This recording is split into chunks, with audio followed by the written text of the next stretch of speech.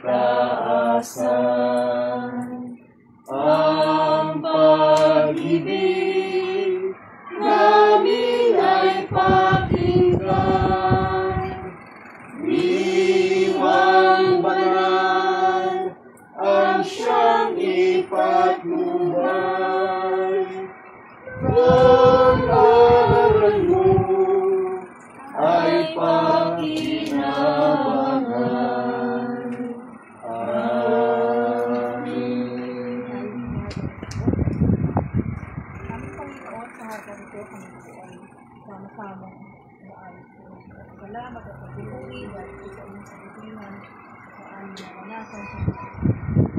Salamat, Panginoon, at hindi po kami inipon sa lugar na ito na ginagamit upang kami magpatuloy na lilingkod sa mga samba tuloy sa aming Panginoon. Sa mga oras na ito, napapasalamat din kami sa aming pong natapos na pag-aaral. Salamat, Panginoon, sa karunawan na pinatuloy sa aming pastor at pinagpagmahal ng Salamat po namin ang isang kapit na kasama po dito, Panginoon, kapit namin na harating na sa ibang kabanila na pangalaman po sila, Panginoon. So, ang laging matubay sa mga oras na ito, dinadalan namin sa iyo at inaalay ang Panginoon na aming gagamitin sa aming pagsamba. Tunay na, Panginoon, at wala ng magkakurihan sa hapon na ito, Panginoon. Manguna ka at magbigay ng tuloy na karunihan sa aming pangalaman. Hindi po ginagawa namin sa aming pagmamataas ng pagtutuloy. Salamat sa pangalan ng aming Panginoon. Judas. Tulong awit. Tingnan, O Diyos, ang higit namin, kapayapaan mo'y nasa itanggapin. Amen. Nais ako maliliman para po sa pagbahay. Sa aklat po ng Lucas, Kapitulo 5, talatang 4 hanggang sa mga talatang sumusunod. Lucas chapter 5, verse 4. Pagkatapos niyang mangaral, sinabi niya kay Simon, "Pumalaot kayo at ihulog niyo ang mga lambat upang manghuli." Sumagot si Simon, "Guro, magdamag po kaming nagpagod, wala kaming nahuli. Ngunit dahil sa sinabi ninyo, ihuhulog ko ang mga lambat, ganun nga ang ginawa nila at nakahuli sila ng maraming isda, kaya't halos mapunit ang kanilang mga lambat.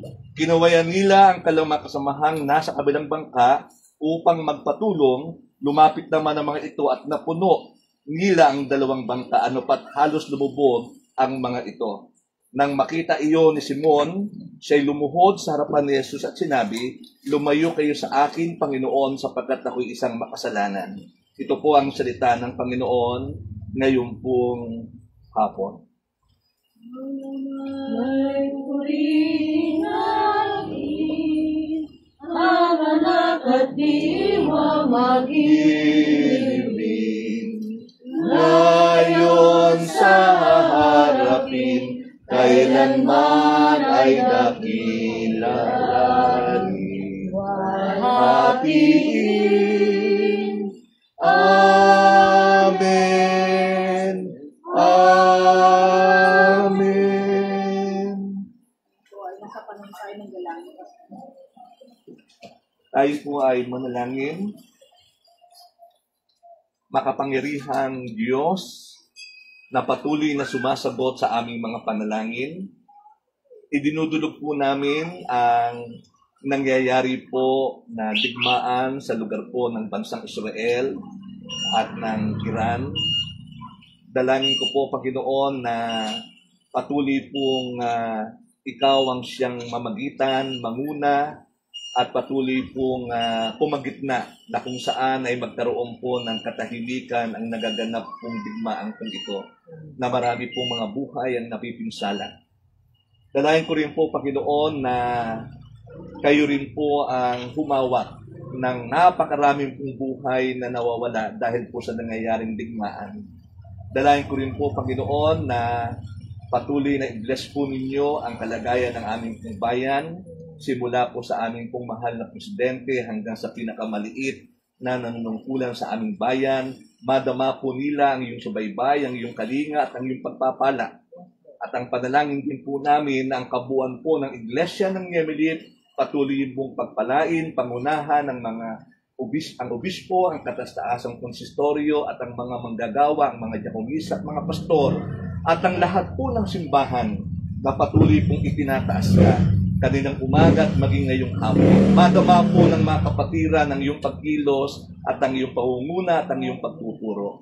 Ngayong pong hapon, dampian mo ng iyong pagpalang kamay ang mga kapatid po namin may mga taglay na karamdaman. Sa pangalan ng Panginoon Yesus, madama nila ang kagalingan.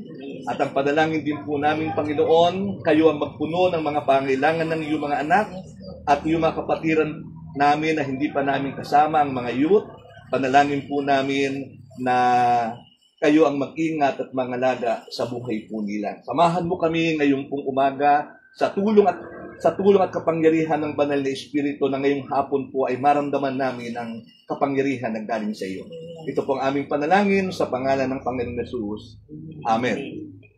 Nakakaupo na po. Ito po ay tingnan natin ang ating programa. Tayo po ay umawit sa Panginoon. Yes. Awit ang Panginoon.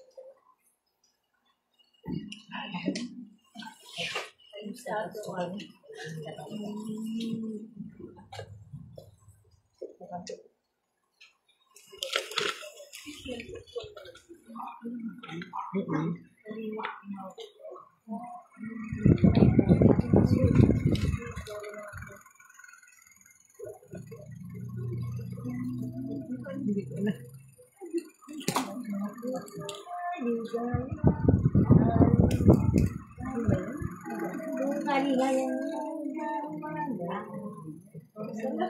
May chorus po. Awitin mo sa chorus.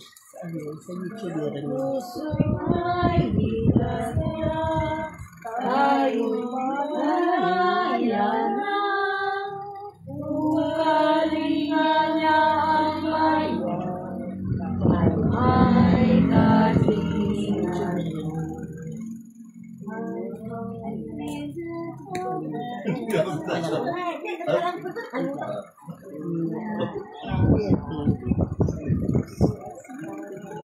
Ang koro. Awitin po natin sa koro 2 beses.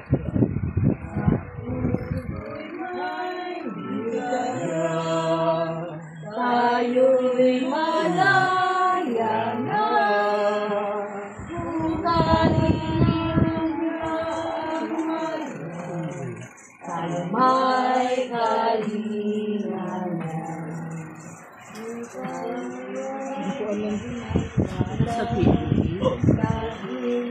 Hindi po. Medyo nahirapan tayo. Iba na lang ang Pag-aralan natin to. Kasi yung pangalawa po medyo mahirap eh.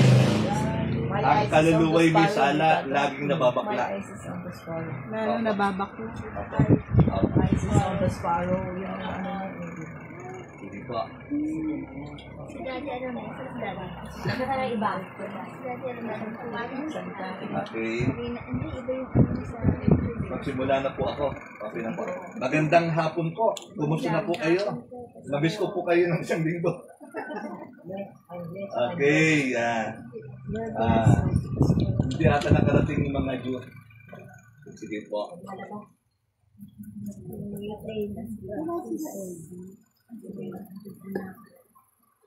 Okay. Pag-usapan po natin ng Luke chapter 5.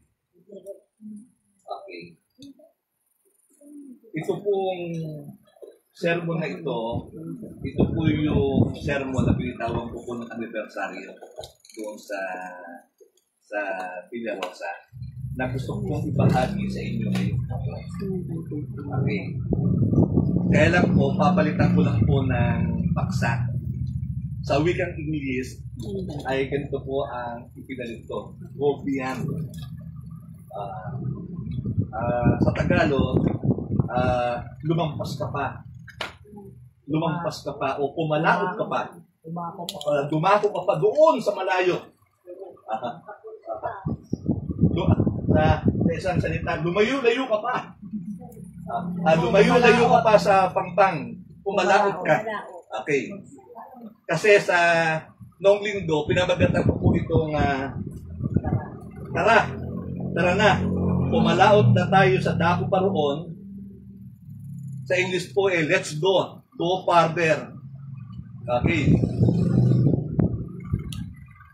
Ang pagsunod daw po sa Diyos ay bunga po ng ating pagmamahal sa Kanya. Amen ho ba? Okay. Kung magsasagawa daw po tayo ng isang survey na may isang tanong, ano ang ibig sabihin ng pagsunod kay Jesucristo? Makakatanggap po tayo ng iba't ibang tugon. Una, pagiging reliyoso, pagdako sa simbahan, pag-aaral ng mga salita ng Panginoon, etc. Napakarami. Kapag pinagsama-sama po natin ang lahat, hindi po ito makapagbibigay ng isang kumpletong sagot. Let us pray. Samahan mo kami ngayong hapon, mag-usap kayo at magsalita po kayo sa amin sa gabay ng banal na Espiritu. At turuan mo kami na maunawaan namin ang iyong salita. Sa pangalan ng Panginoon Jesus. Amen. Pag tinanong po ninyo si David, ito po ang sagot ni David sa Salmo 119. Kung ang tanong ay pagsunod kay Kristo.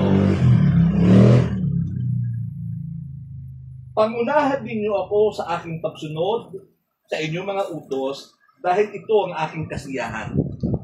Sabi po ni David, ang pagsunod ho pala sa kalooban po ng Diyos nakapagbibigay po ng kasiyahan kay Haring David. Para naman po sa mga alagad, ito po ang sagot ng mga alagad. Sa Lucas chapter 5 verse 11, para sa mga unang disipulo, nangangahulugan po ito nang tawagin sila ng Panginoong Yesus. Iniwan nila ang lahat, nang maitabi na nilang bangka sa pangpang, iniwan nila ang lahat at sumunod kay Jesus. Ang pagsunod kay Jesus ay ang pag-iwan ng lahat. Iyon ang sabi ng mga alagad. Pangalawa, binigyan po nila ng puwang ang salita ng Diyos sa kanilang buhay. Ang makaharap sa Panginoong Jesucristo ang nagpabago ng buhay ni Simon Pedro at ng kanyang mga kasama. May ganito pong kahulugan pa ang pagsunod, base po sa pamantayan po ni Pastor Ariel. Ang pagsunod kay Jesucristo ay nangangahulugan po ng pagbabago ng buong pananaw at ng buong buhay ng isang tao. Ang ibig sabihin, kapag sumunod po tayo sa ating Panginoong Jesucristo, binabago po niya yung pananaw natin sa buhay. At hindi lamang po nababago yung ating pananaw, kundi nababago po yung ating pong buhay. Amen ho ba doon? Nung sumunod ho ba kayo sa Panginoong Yesus, nadama ho ba niyo yung pagbabago ng buhay po ninyo? Nagkaroon ho ba ng bagong pananaw yung ating mga isipan? Dati yung pananaw po natin kakaiba.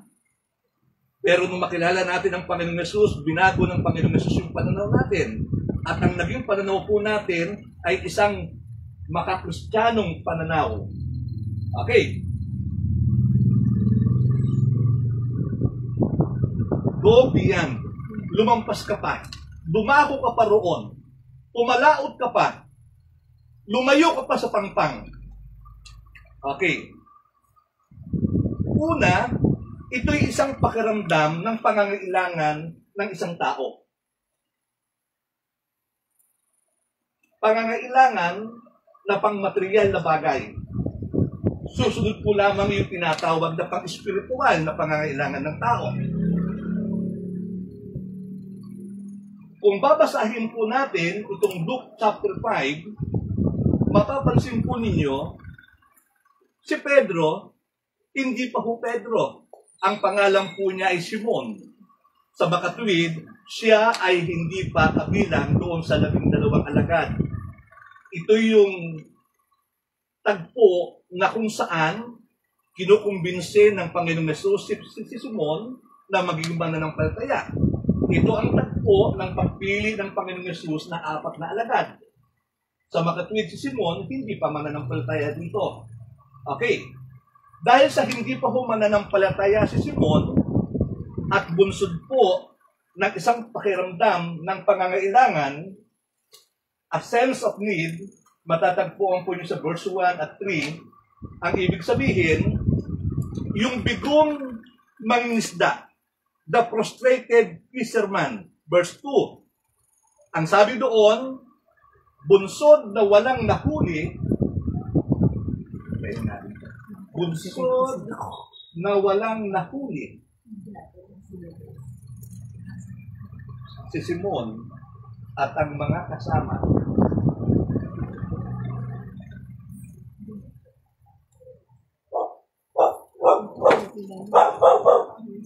sige pa, tutuloy natin. Nahiga siya kanina. Magdamag pong nanghuli. Wala pong nahuli. Okay. Ang normal, halika kayo. Ano, halika kayo. Dito na kayo, dito na kayo.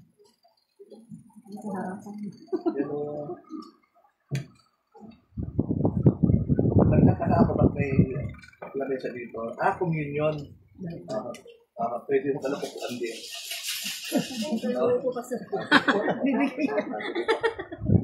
Okay. Malungkot, matamlay, walang sigla, si Simon. Ang tanong sa isang abnormal na sitwasyon na wala pong nahuli ng magdamag. Sabi po ng mga ilang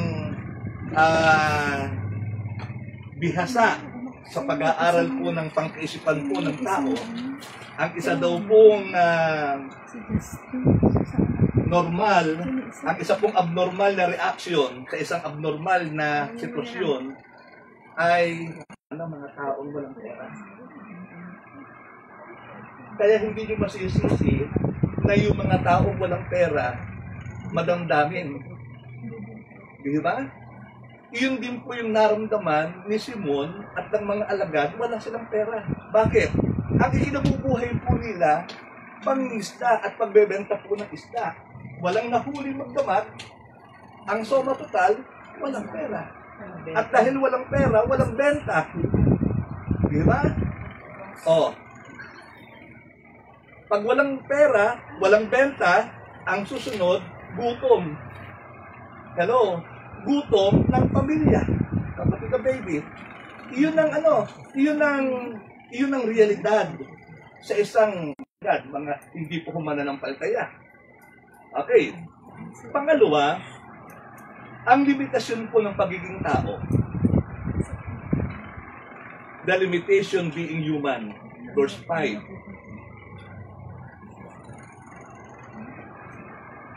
Ang tao, nauubos ang pasensya, nauubos ang lakas, nangihina ka rin.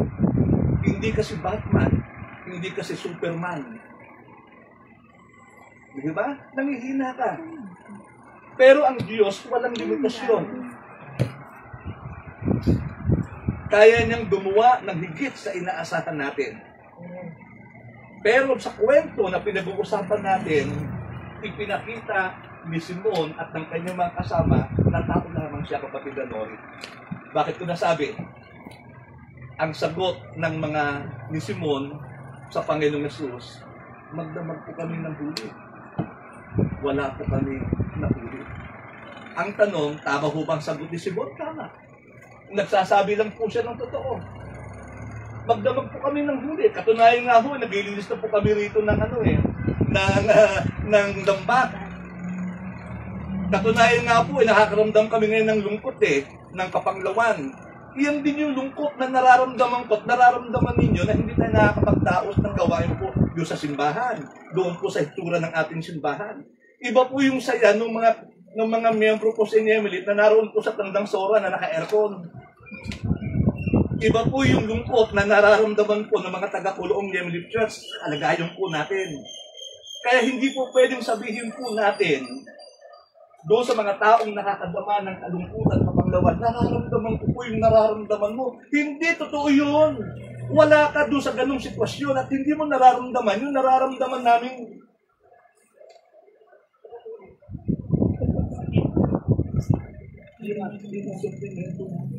Ng mga pangkaranilang tao.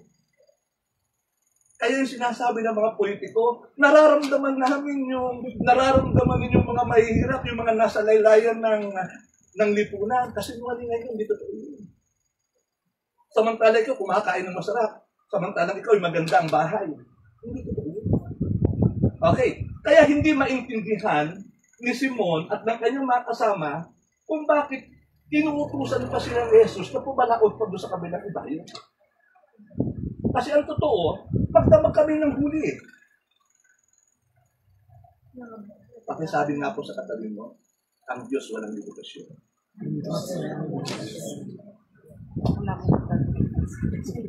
Kayang-kaya niyang gawin ang lahat para sa akin at para sa inyo. Huwag mong ikahon ang Diyos ngayong hapon.